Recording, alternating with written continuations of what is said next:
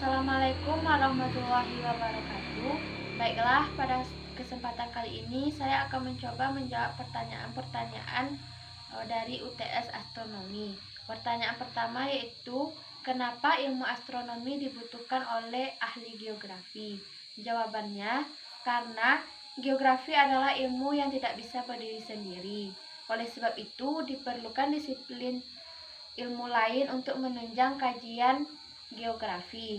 Salah satu ilmu tersebut adalah astronomi.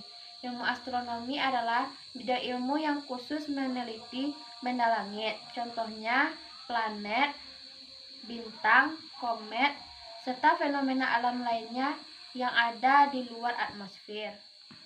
Baiklah, selanjutnya pertanyaan nomor 2. Pertanyaannya yaitu, coba saudara jelaskan perkembangan ilmu astronomi dan penemuan terbaru yang dihasilkan saat ini, serta analisislah keterkaitannya dengan cabang-cabang ilmu geografi. Jawabannya yaitu, sejarah perkembangan ilmu astronomi. Yang pertama, awal perkembangan ilmu astronomi modern dimulai oleh Babbage 1423 sampai 1461 di Universitas Wina, dan lebih khusus lagi oleh muridnya Johannes Muller 1436 sampai 1476.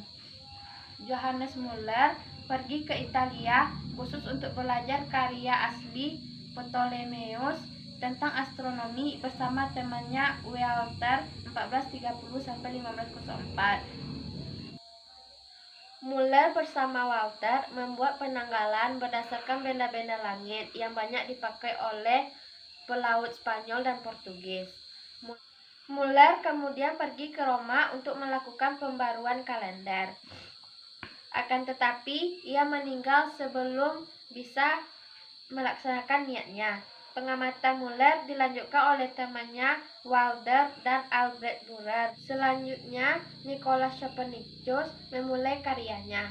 Sistem Copernicus yang baru tentang alam semesta menempatkan matahari sebagai pusat alam semesta, serta terdapat 3 jenis gerakan bumi, yaitu rotasi, revolusi, dan suatu girasi perputaran sumbu bumi yang mempertahankan waktu siang dan malam sama panjangnya. Selanjutnya, teori Copernicus menjadi semakin terkenal dan menarik perhatian seorang ahli matematika bernama George Reticius. Reticius kemudian belajar bersama Copernicus dan pada tahun 1540 menerbitkan buku tentang teori Copernicus. Perkembangan selanjutnya yaitu Kepler mengeluarkan karya pertamanya dalam bidang astronomi yang berjudul The Mystery of the Universe yang diterbitkan pada tahun 1596. Kepler tidak menggunakan lingkaran sebagai lintasan benda-benda langit, melainkan elips.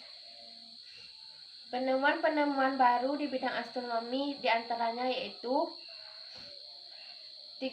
ditemukannya 300.000 galaksi baru, ditemukannya kandungan air di bulan, ditemukannya ada objek biru di luar angkasa, dan adanya penemuan kemungkinan kehidupan di planet Mars.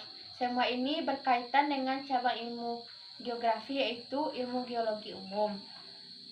Pertanyaan selanjutnya yaitu, jelaskan teori-teori dan hukum fisika yang saya dapat dari video yang telah saya tonton. Teori-teori tentang tata surya yang pertama adalah hipotesis nebula, menyebutkan bahwa tata surya berasal dari proses kondensasi menggumpal kabut materi berwujud materi campuran gas dan debu yang berukuran lebih besar dari ukuran tata surya.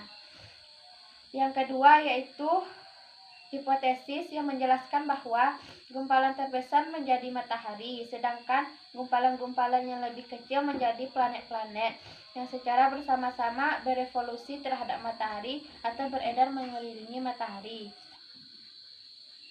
Teori yang ketiga yaitu teori pasang surut, menyatakan jika tata surya diperkirakan terbentuk akibat melintasnya sebuah bintang dekat matahari. Sebagian materi matahari tersedot dan terlempar keluar kemudian membentuk planet-planet.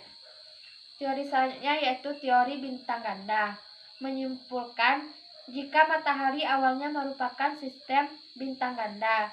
Kemudian pasangan matahari mengalami tabrakan dengan bintang lain. Sisa ledakannya membentuk planet.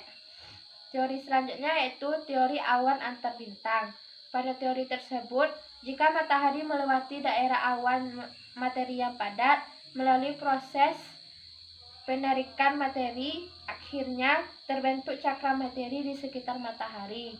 Berpusar, kemudian terbentuklah planet.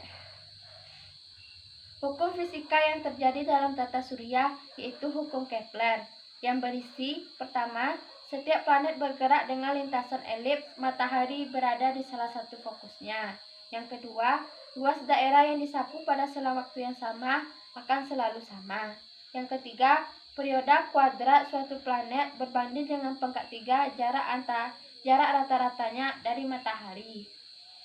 Pertanyaan keempat yaitu, coba saudara jelaskan apa yang saudara dapat dari video tentang karakteristik dan fenomena yang terjadi pada matahari serta pengaruhnya bagi bumi.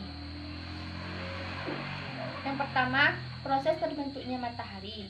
Seperti semua bintang, matahari terbentuk dari awan gas dan debu yang mengerut. Partikel gas di tepi luar awan itu atau nebula mulai jatuh ke pusat, dan gravitasi partikel-partikel ini bersama-sama menarik atom lebih banyak lagi. Selama 10 juta tahun, awan gas itu bertambah mampat dan panas. Kekuatan gravitasi matahari adalah 274 meter per sekon kuadrat. Dengan kekuatan matahari tersebut mampu membuat planet lain berputar mengelilingi matahari.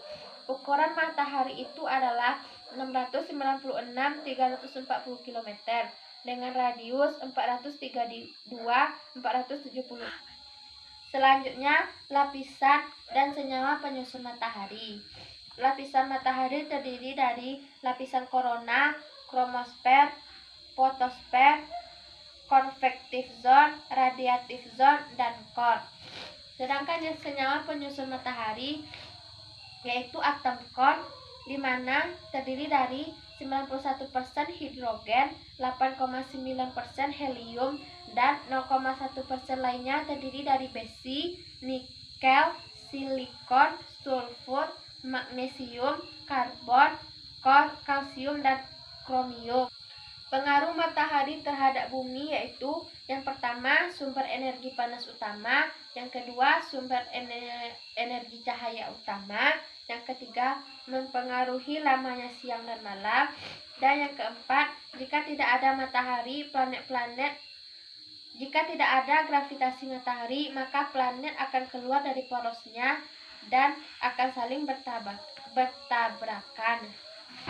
Pertanyaan terakhir yaitu, sebutkan faktor pembeda bumi dengan planet lainnya sehingga bumi layak untuk ditempati. Jawabannya yaitu, yang pertama, bumi memiliki satelit alami, yang kedua, bumi memiliki atmosfer yang cocok, yang ketiga, ukuran bumi yang sesuai, yang keempat, adanya tanah, air, dan udara tertentu, yang kelima, keberadaan kutub utara dan selatan, yang keenam, bumi memiliki medan magnet yang baiklah, sekianlah jawaban dari saya.